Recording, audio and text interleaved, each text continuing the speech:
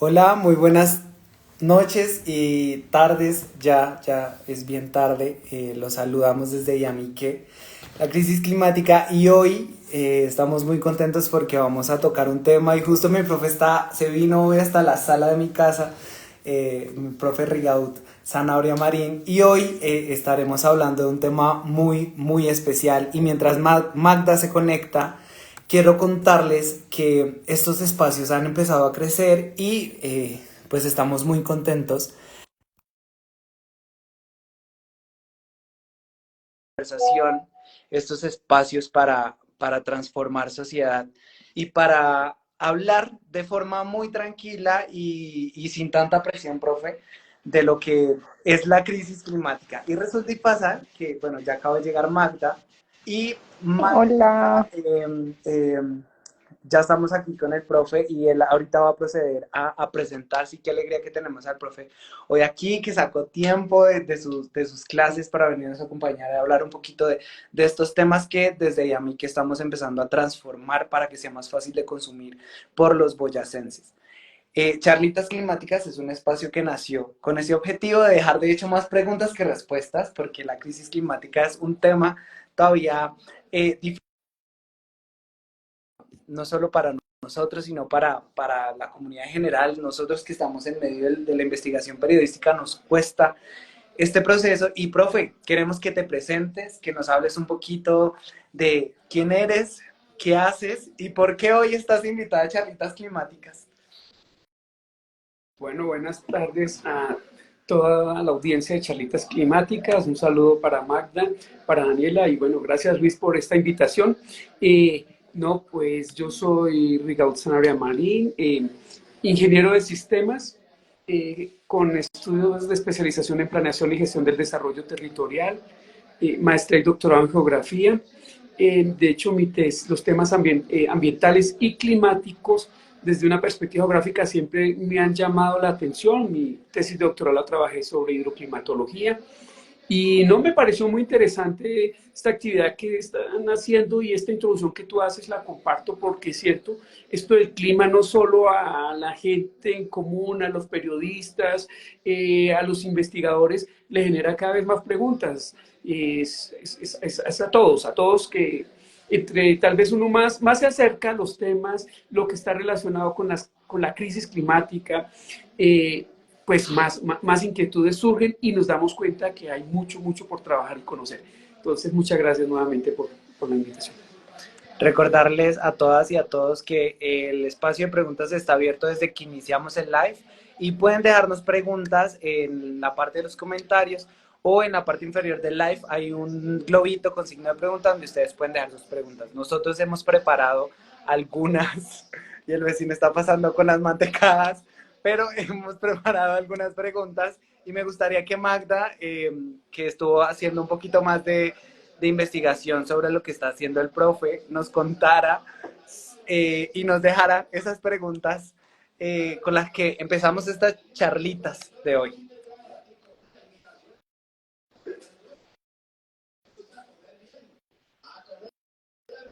Yo no les escucho todavía. Creo que no está sonando tu micrófono, Magdis. ¿ahí me escuchas? Ahí te escuchamos, sí señora. Súper Ya. bien. Ahí estás bien. Listo.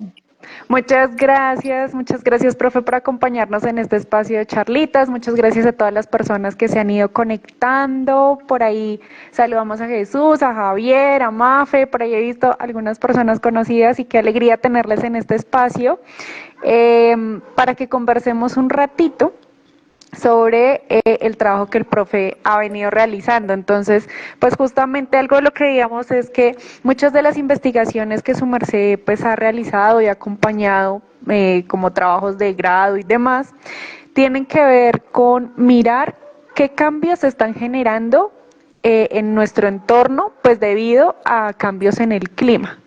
Entonces, por ejemplo, algunos de los que más se han nombrado es, por ejemplo, la distribución del mosquito Aedes aegypti, que es el portador de virus que causa, por ejemplo, el dengue. Y entonces ahora vemos cómo no está solo en unas zonas que antes solían estar, como en, digamos, en tierra caliente, sino que el mosquito, digamos, como que ahora le ha gustado más lo que era frío y entonces tiene otra distribución, pero digamos también en sus investigaciones su merced habla de cómo los campesinos boyacenses, por ejemplo, se han ido adaptando al clima, porque sabemos que es un fenómeno que no solo sucede hoy, o sea, este cambio climático ha venido sucediendo a lo largo de distintos momentos de nuestra historia.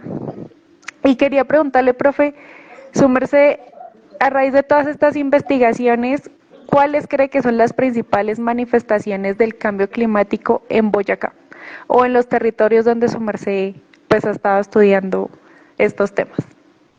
Bueno, Magda, y a todos, pues son múltiples las manifestaciones. Veo que tú has hecho una revisión pues, de algunos documentos que he podido publicar con algunos de los estudiantes muy juiciosos que han trabajado estos temas. Son muchas las manifestaciones, pues en general conocemos que se está hablando principalmente de unos elementos climáticos o las variables asociadas a ellos, que tienen que ver principalmente con la precipitación, las temperaturas, de cómo se manifiesta. Pero eso está asociado a todos los elementos climáticos, ¿no?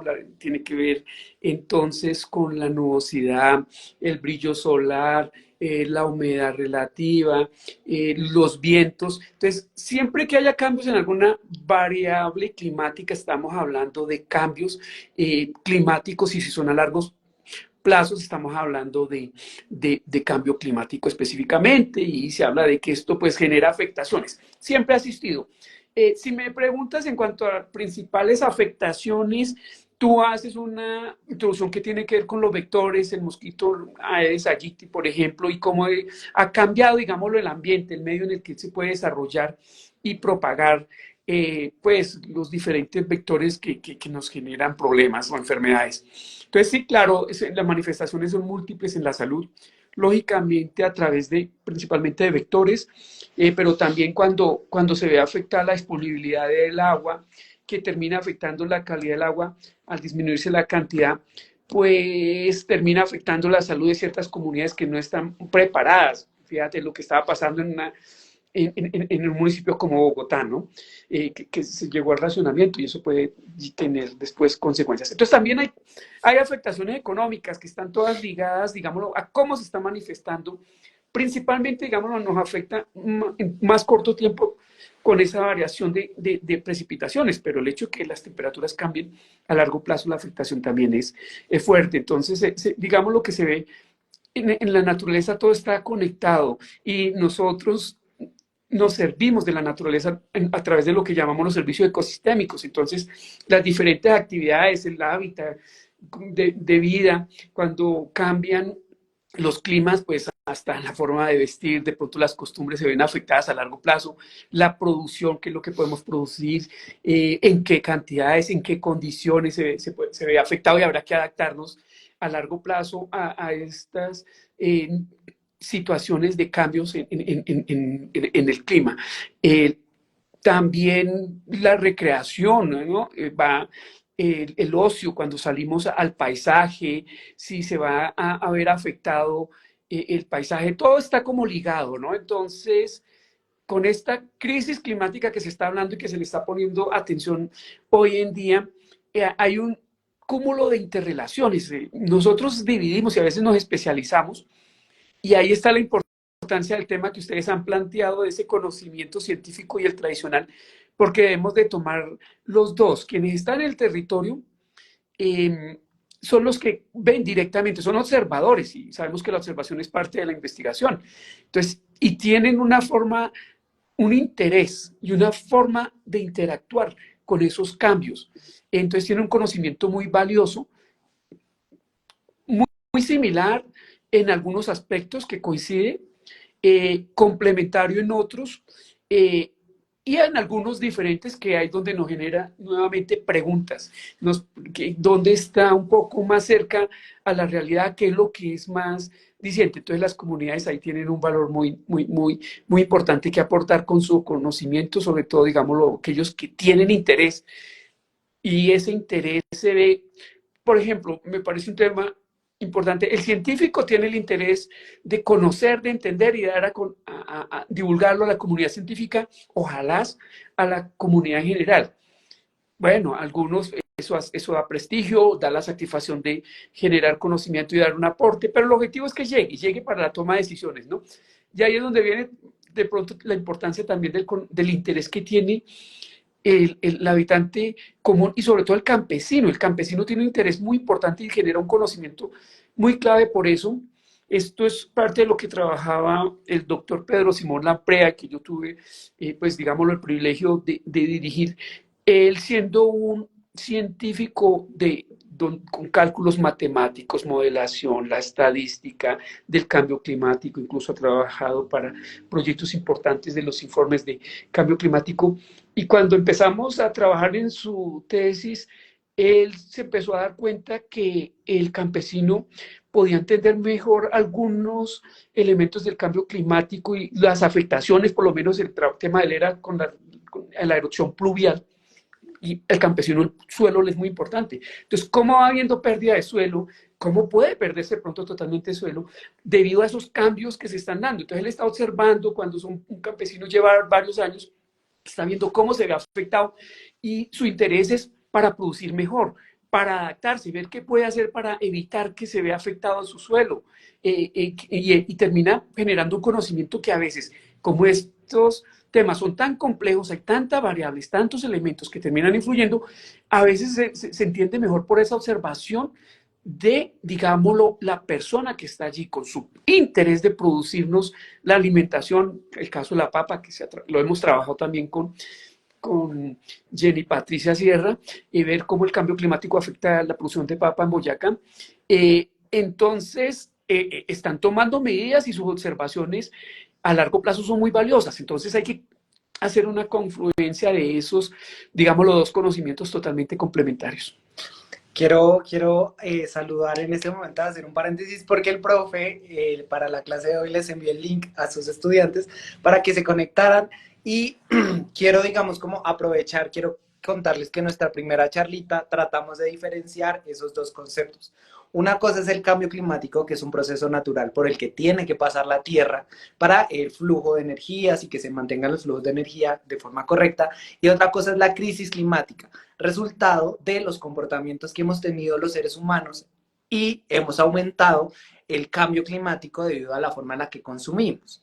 Entonces, la crisis climática es el resultado de que esos cambios climáticos sean más agresivos, más frecuentes, que se den con más fuerza. Entonces empieza a llover en un solo día lo que podría llover en un año, empieza a cambiar la forma en la que se comportan los insectos porque cambian de territorio y empiezan a afectarnos más en unos territorios que en otros.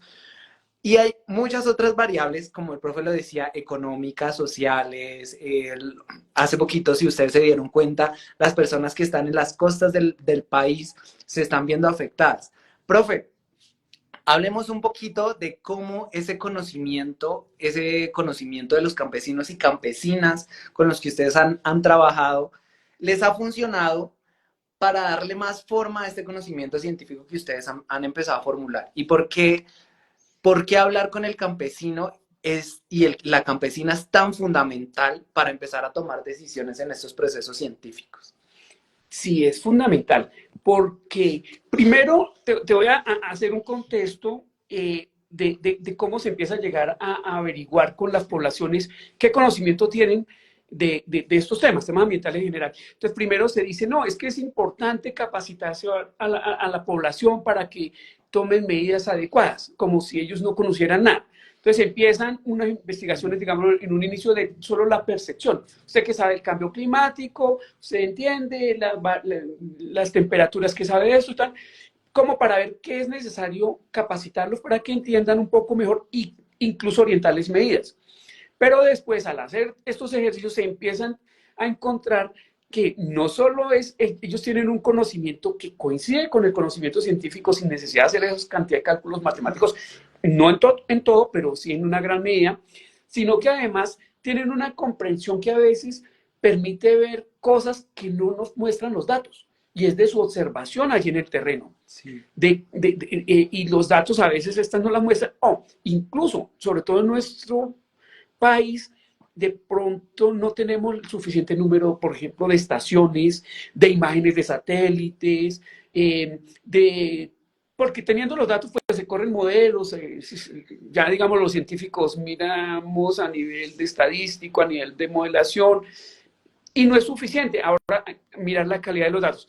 Cuando ellos complementan ese conocimiento, como les decía, coincide y en algunos aspectos puede diferir, pero es más lo que coincide que no.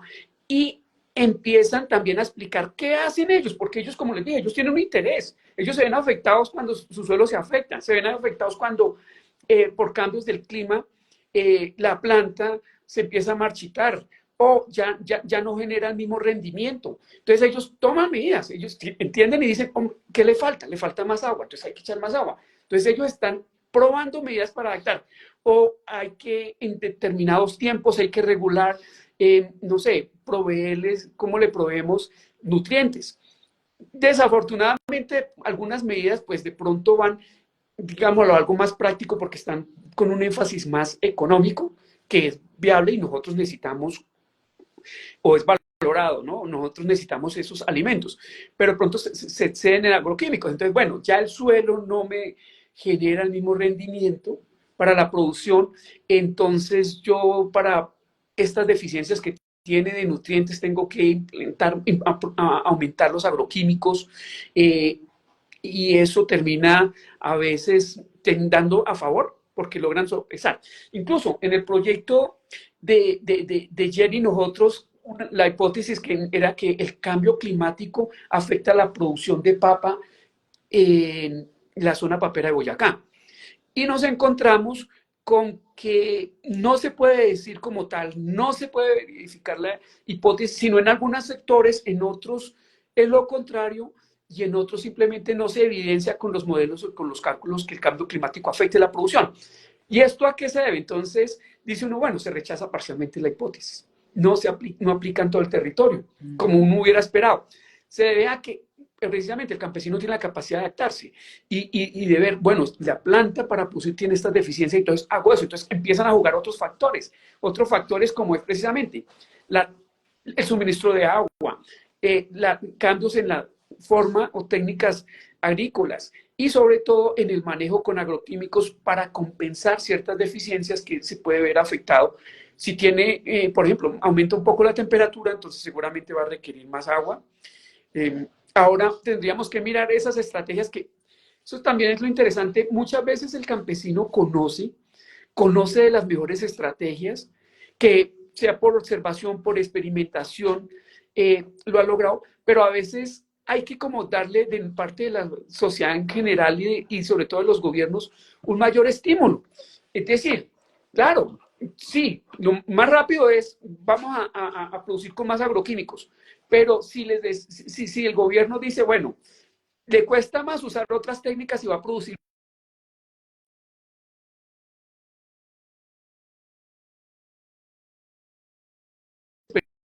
experimenten también, prueben, ponemos para formalizar, porque es que el científico lo que hace es sistematizar, llevarlo a la ciencia, digámoslo formal, ese conocimiento para poderlo estandarizar, probar, evaluar y seguir evolucionando, ¿cierto? Entonces, ahora, pues que para que haya un acompañamiento con científico, eso ya lo empezamos a ver, no lo podemos desconocer. Hay programas, hay estímulos por parte del Ministerio de Ciencia, Tecnología e Innovación, de los departamentos, apoyando la ciencia, entonces con regalías, etcétera. Entonces hay que seguir incentivando ese tipo de investigaciones con el campesino que allí se está probando con sus objetos de estudio, que es su territorio, es su producción, y ellos tienen un conocimiento que van complementando y van formalizando con el científico. Entonces hay que apoyar eso, pero también la comunidad en general puede apoyar mejores estrategias. Cuando valora y está dispuesta a pagar más por una alimentación, digámoslo, más orgánica, con menos agroquímicos, entonces el campesino dice, bueno, sí, el rendimiento me va a ser similar o incluso, ¿por qué no? Mejor producir siendo con técnicas menos impactantes al medio ambiente, menos perjudiciales al medio ambiente e incluso a la salud, porque la gente ya empieza a valorar y a pagar más por eso. Entonces a mí me sirve producir mejor en esa forma, me veo compensado. Entonces esto es la crisis, cuando hablamos de crisis climática es porque todos empezamos a tener conciencia de que lo que nosotros hacemos en nuestras actividades, en la forma de servirnos de la naturaleza, pues tiene implicaciones. implicaciones que algunas pues no son favorables, pero sobre todo cuando no las manejamos bien no son desfavorables. Y ahí es donde todos tenemos que empezar con la conciencia, no solo con el conocimiento, que es diferente. Podemos tener conocimiento, pero no, la conciencia se ve materializada cuando ese conocimiento lo llevamos y lo implementamos para un beneficio común. Es la apropiación. De hecho, hace poco yo estuve en una charla y hablaban de este tema en una universidad y ellos decían, bueno, el conocimiento está y está disponible y hay muchísima información y hay un montón de profesionales produciendo información, pero ¿de qué manera se está apropiando? ¿De qué manera se está poniendo disponible para que la gente lo entienda? Y yo siento que hacer como este lazo entre la ciencia y la comunidad en proyectos que, digamos, sean como en beneficio o trabajar, digamos, en su terreno o en la producción, por ejemplo, de su cultivo de papa, facilita mucho esa apropiación del conocimiento y le permite al campesino también tener voz y voto en los procesos que están haciendo las personas de la ciencia, porque a veces, digamos, eso se siente muy alejado. Incluso para uno como periodista que, digamos, está inmerso en el tema, a veces eh, el conocimiento es como tan pesado y tan difícil de traducir que se siente lejano, se siente que es como tú estás allá y súper lejos de lo que produces y nosotros acá re lejos sin saber qué está ocurriendo. Entonces siento que brindarle esas herramientas y trabajar desde sus cultivos le permite a los campesinos y las campesinas de Boyacá también incidir en estos procesos de creación de conocimiento y de toma de decisiones, finalmente, porque como su merced lo decía, se produce todo este conocimiento científico, pero se lleva a quienes tienen la plata y las decisiones a que digan, bueno, vamos a empezar a hacer esto, esto y esto, porque pues estas fueron las conclusiones a las que llegó un estudio. Entonces, pues, qué chévere, profe, lo que su merced hace. Magdis. Sí, el profe tocó un montón de temas súper interesantes y qué chévere, ojalá las personas que se han unido se animen a dejarnos sus preguntas también ahí en el chat. Recuerden que este espacio es como para que nos arriesguemos a hacer cualquier tipo de pregunta y está bien si no la podemos contestar acá, pero de pronto que nos quede la semillita de la duda para precisamente seguir pensándonos este tema que es tan complejo y lo venimos hablando de la crisis climática. Entonces, profe, yo quería como profundizar un poquito como en este proceso del estudio de lo de la papa. Su merced nos comentaba al principio pues lo difícil que es a veces como identificar ese conocimiento tradicional que está en los campesinos, en el caso de Boyacá. Y quería preguntarle, profe, digamos cuando ustedes llegaron allá, a la zona, y entonces empezaron a medir algunos factores de por qué de pronto la papa no estaba produciendo igual y cómo esos factores de pronto estaban relacionados con crisis climática. ¿Qué fue lo que aprendieron? O sea, ¿qué factores vieron? Porque, por ejemplo, nosotros hicimos un primer reportaje, Cuña, que hablaba sobre las heladas. Entonces dijimos, bueno, por lo menos las heladas, pues puede ser un factor que yo en mi práctica cotidiana puedo ver y puedo identificar como fue pucha, se han extendido más en el tiempo, están sucediendo más intensamente, están haciendo que el cultivo se pierda o que tenga estas y estas características, ¿no? Entonces quería preguntarle, profe, de estos factores que ustedes encontraron desde el punto de vista de la ciencia, pero también desde lo que el campesino les decía, ¿a qué factores le pusieron como el cuidado? O sea, es decir, si yo tengo un cultivo ahorita de papa y me estoy dando cuenta que hay algo que está cambiando, yo puedo decir, oiga, esto tiene que ver con cambios en el ambiente, con cambios en el clima. O sea, ¿qué factores identificaron tanto desde la ciencia como desde la parte de los campesinos? Sí, bueno, aquí nosotros inicialmente trabajamos con variables de precipitación y temperatura, que es como de las que hay más disponibilidad en Colombia, y zonificamos dónde se ha presentado, digámoslo, cambio en estas variables, para poder hablar de cambio climático por lo menos a partir de estas variables. Y encontramos, como les decía, que hay zonas donde sí, hay tendencia a aumentar la precipitación porque ha aumentado, digamos, en el periodo de estudio que tuvimos datos de 34 años, hay zonas donde ha disminuido y zonas donde se ha mantenido. Lo mismo con temperaturas. Entonces uno empieza a ver qué llevó a eso y encontrábamos con Jenny que sitios donde las temperaturas disminuyeron contrario a lo que uno pensaría cambio climático es calentamiento global. O sea, el calentamiento global es una forma del cambio climático, no es cambio climático, es parte de. Entonces uno decía, pues esperamos es que hubiera calentamiento en todas partes. No, resulta que hay cuerpos de agua que al generarse esa evaporación y si hay cobertura vegetal importante, pues por esa evapotranspiración se generan unos microclimas que termina haciendo una especie de enfriamiento a medida que hay un calentamiento global, digámoslo, en la Tierra. Entonces en ciertos sectores hay como más bien un enfriamiento, a pesar que en la globalidad la Tierra se está calentando.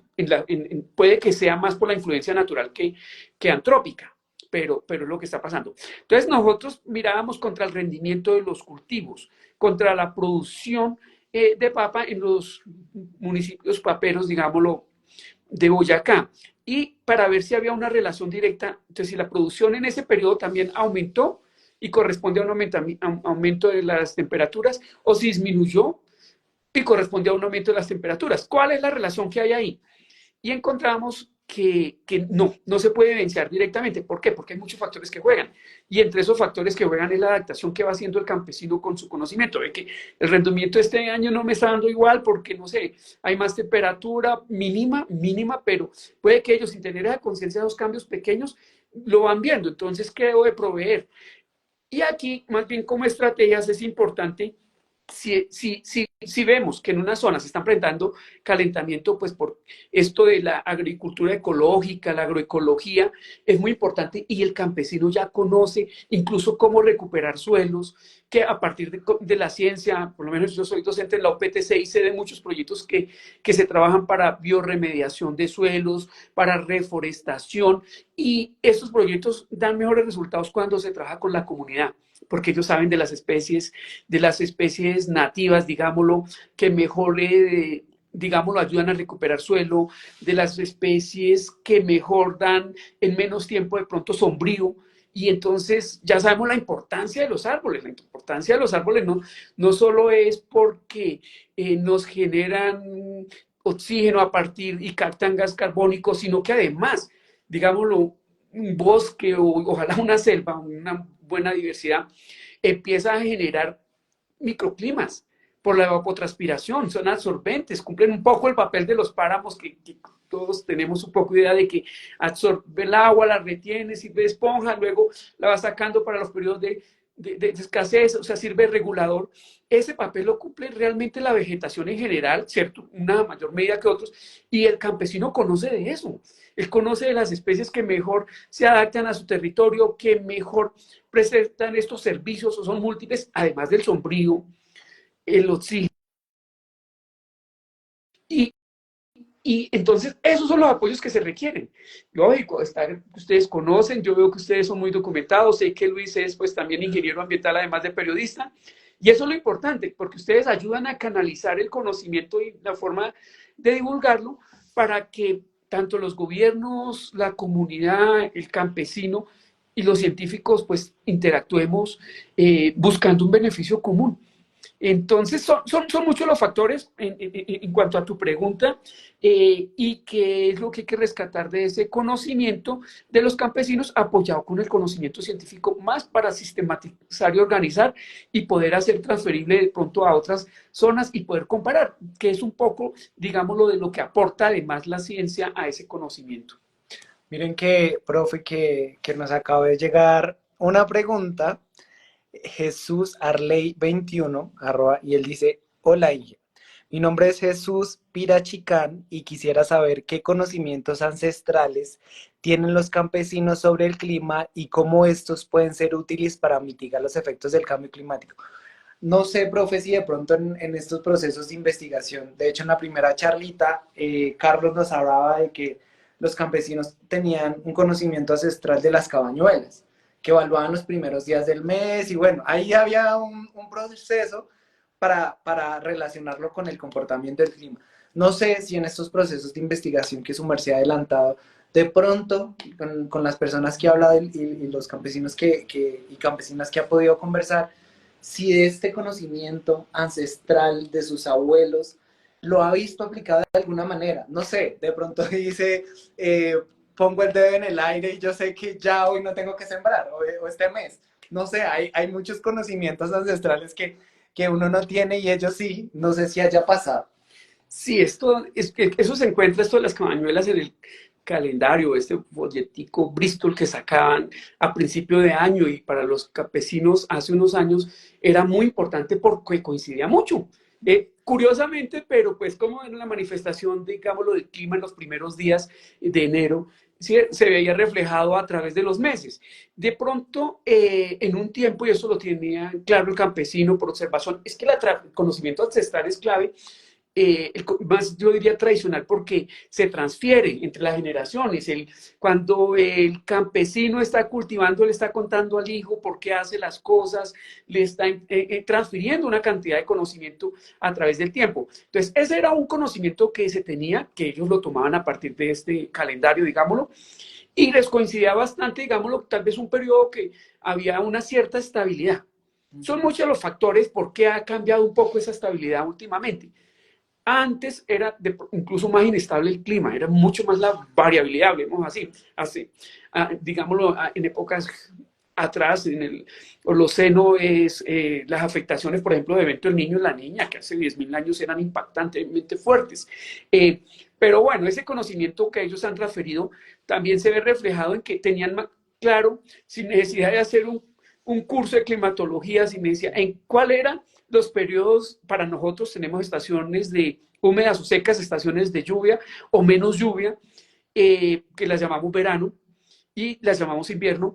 Entonces ellos entendían cuáles eran los periodos, les coincidía bastante, pues sí, no era siempre exacto a través de los años, pero era bastante cercano. Entonces ellos podían tomar y planificar sus cultivos. Hoy se dice, ellos mismos lo saben, que es incierto por la observación que ellos tienen, que la incertidumbre es mayor que la variación, que a veces esos periodos se desplazan un poco y eso muestra, digamos, lo estocástico, o para decirlo así, la variación tan fuerte que tiene tanto en el tiempo como en el espacio de todas las manifestaciones del cambio climático. Que cada vez es más difícil, digámoslo, tener el conocimiento de cómo se va a presentar, predecirlo, así sea por la observación a través del tiempo. Entonces, esos conocimientos que pregunta Jesús de ellos los tienen, incluso el conocimiento de cómo se ha vuelto más irregular el clima, cómo las variaciones son más fuertes. Incluso lo tienen porque ellos dicen, pero es que mira, en los años 50, en los años 60 se andaba con el paraguas en las ciudades y uno iba el domingo a misa, su gabán, hoy no. Hoy no es tan así. Tunja, Bogotá, los climas, en mi territorio, comentan ellos, era permanente, la humedad más fuerte, hoy ha cambiado. Entonces, ese conocimiento que ellos tienen muestra posiblemente una variación en el tiempo un poco larga, eh, que, que, que, van aplicando. Fíjense que nos vamos adaptando hasta en la forma de vestir, en nuestras actividades, y ellos van adaptando ahí. También cuentan entonces que el sol es más picante, que pega más duro que antes. Entonces ellos pueden hacer esa comparación, y hablo pues, sobre todo las personas que tienen más de 30 años en el territorio, tienen 30, 40 años, pues es una experiencia muy importante y se han estado, pues ellos tienen ahí unos elementos a contar. Antes nos tocaba hacer esto, hoy hemos cambiado esas prácticas, antes nos basábamos en el calendario, hoy ya no tanto, lo miro por curiosidad para ver qué tanto se puede acercar, pero ya no con la misma confianza que antes, y eso hace parte. Cada vez como que requiere una adaptación es más a corto plazo, y ellos son conscientes de eso. Entonces, digamos lo que el conocimiento ancestral y lo van transfiriendo tiene también que ver con la observación en la naturaleza. Ellos aprenden a ver lo que nosotros llamaríamos midiendo, no sé, estrés hídrico, cómo la vegetación tiene carencia de agua. Ellos con observación lo detectan y se lo dan, y eso tiene que ver entonces cómo se ve afectada la vegetación por las variaciones climáticas. Ellos también pueden hablar de los caudales. Mire, es que aquí la corriente era hasta tal punto, en tales años eso ha venido disminuyendo, solo cuando hay crecientes, y que entonces ahí vienen los perjuicios. la naturaleza siempre retoma su lugar, tiene sus ciclos y a veces nosotros invadimos sectores que no se debería por desconocimiento. Mire, y ahora que hace, pregunta lo de ancestral, a Jesús de pronto recuerda también, y a la audiencia, algunos de mis estudiantes, yo les he comentado del conocimiento que tenían los indígenas enúes, que fue una de las zonas que estudié allá en Córdoba, y ellos, antes de que llegaran los españoles, ellos hacían buen uso de las inundaciones. Nosotros las vemos como negativas, ellos las veían como positivas. Las inundaciones les traían toda esa carga orgánica, sedimentos, el abono natural de las partes altas, allá, digámoslo, desde de la cordillera, ¿cierto? En sus estribaciones, la cordillera de los Andes, del nudo del Paramillo, de todo ese sector, vi una carga orgánica importante que llegaba, ellos hacían unos surcos que les llaman montículos, con surco y montículos, y eso tenía unas estructuras de espina de pescado, que eso se ve en imágenes de satélite o en fotografías aéreas, y yo he comentado que en el Museo de Oro, que ojalá todo el mundo fuera al Museo de Oro, porque hay mucha cultura y mucho conocimiento, incluso del clima, ahí están los mapas de eso. Entonces, cuando se inundaba, ellos cultivaban sobre los montículos y el agua iba dejando su abono que traía esa carga sobre los surcos, y pues la producción era bastante alta para una comunidad que eran numerosas. Eso fue antes de la llegada de los españoles y no vivían donde eran las zonas de inundación.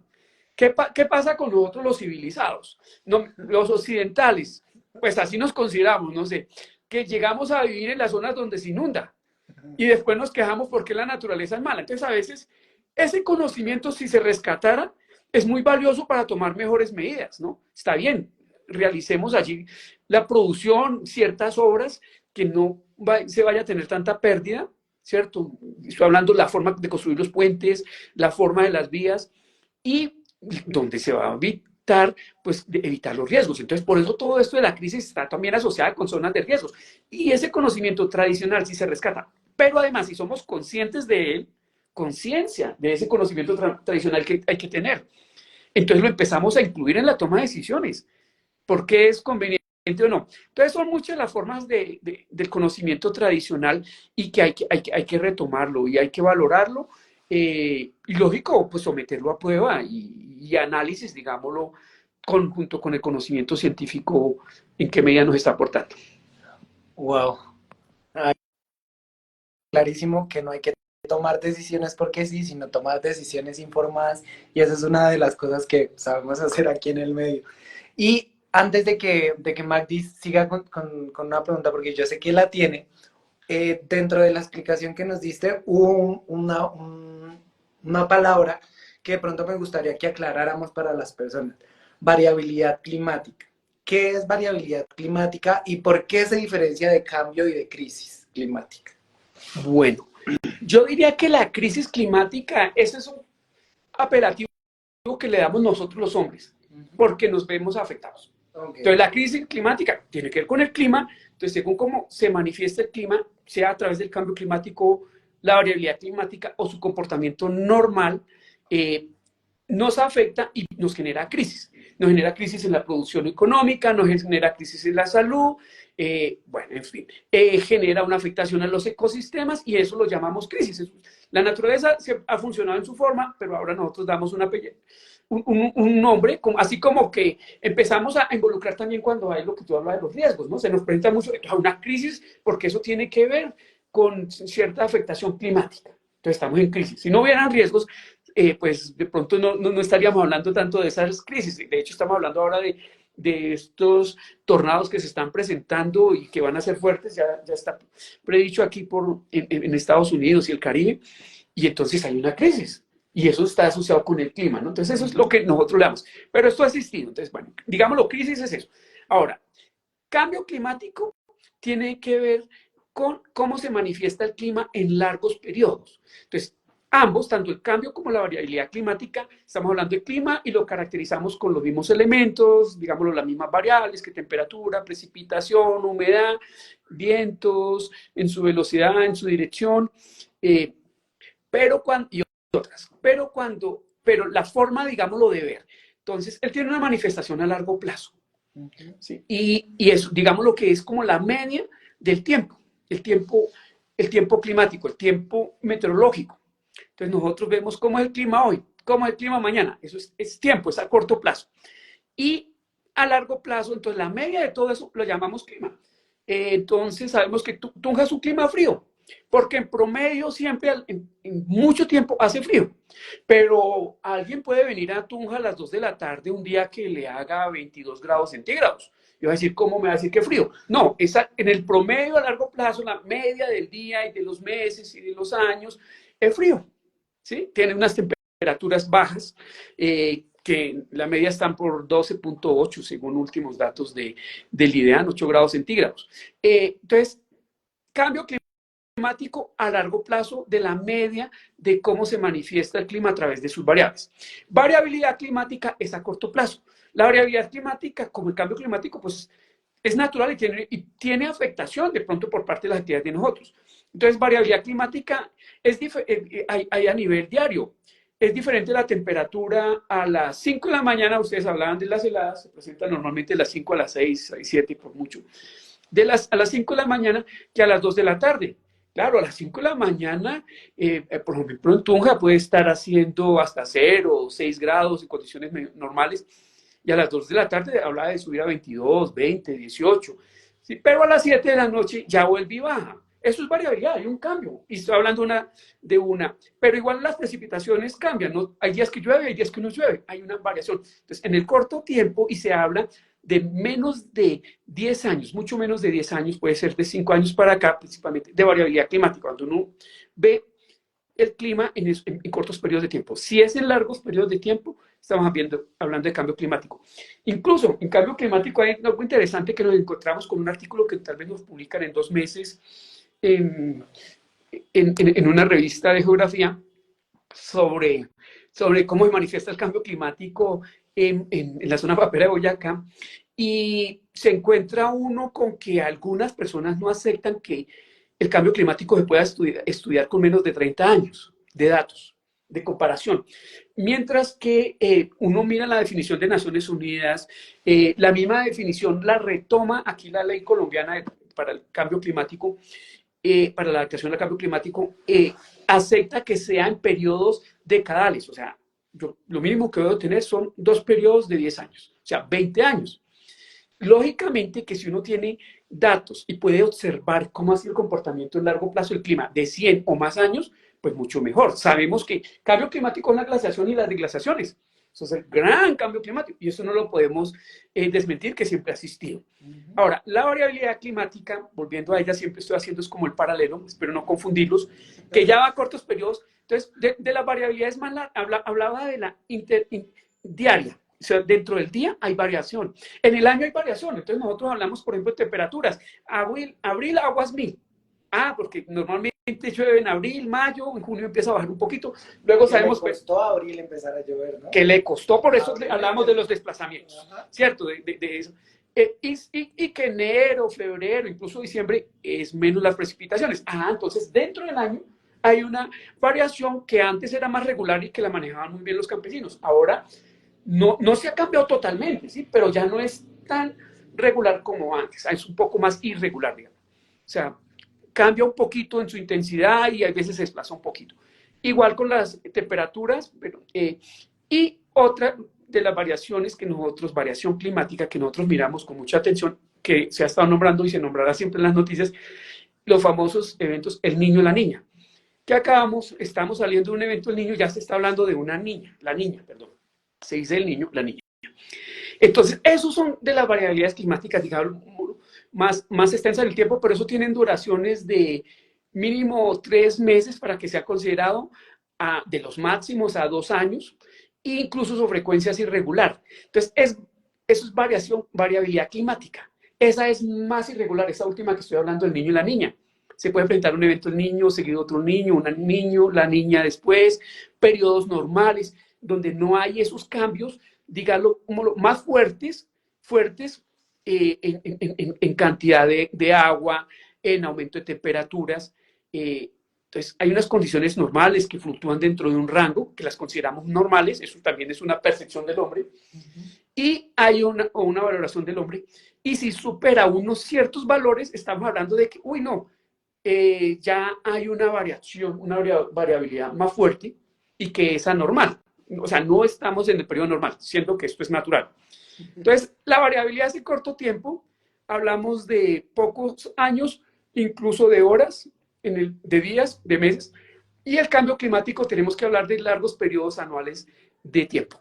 Esa, digamos, lo que es la diferencia fundamental. Claro, Magda, es la mejor clase en años de mi vida. Estoy contentísimo aprendiendo. Espero que sí, sea para todos. Esperemos, sí, esperemos que las personas que nos están oyendo también por ahí nos dejen sus comentarios, cualquier precisión que quieran que preguntemos, súper bienvenida.